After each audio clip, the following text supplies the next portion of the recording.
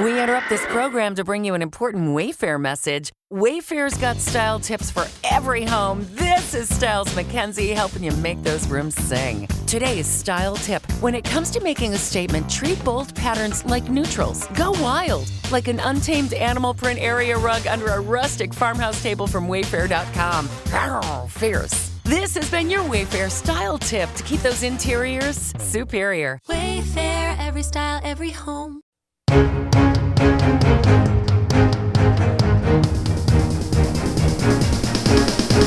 This is the Washington Times front page for Martin Luther King Jr. Day, Monday, January 19th, 2025. Thanks for joining us.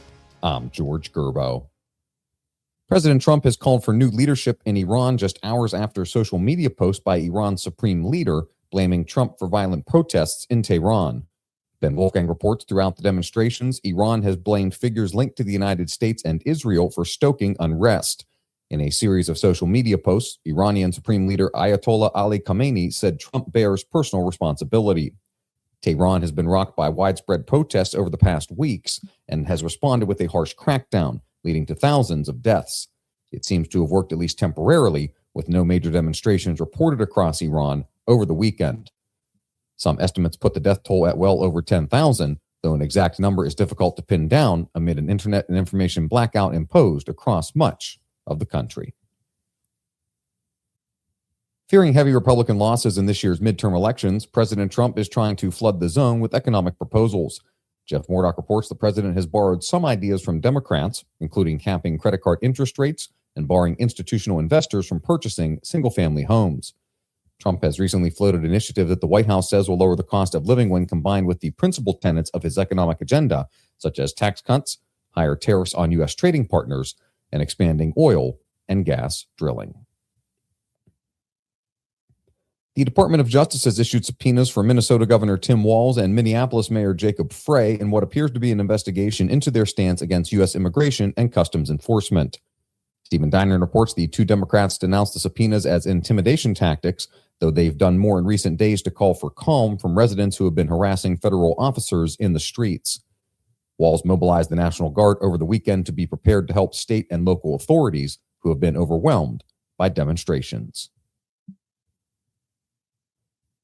Two Republican senators have asked the Justice Department to investigate a Minneapolis-based charity, saying it shows signs of being a fraudulent operation. Stephen Diner reports the nonprofit group Generation Hope MN bills itself as a Somali-led organization offering drug addiction recovery services.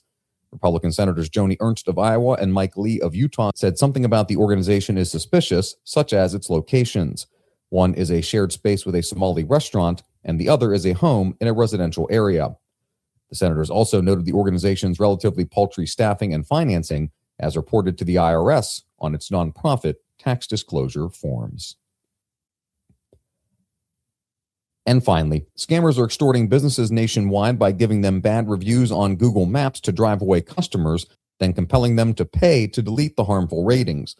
Mary Bell reports the scams typically begin by spamming fake one-star reviews on a Google business profile. The business owner is then coaxed into contacting the scammer through a third-party messaging app, where the scammer demands money in exchange for removing the bad reviews. The scammer warns that the negative reviews will escalate if the business fails to pay. Google says it has no tolerance for such scammers, although some say the company's policing efforts are inadequate.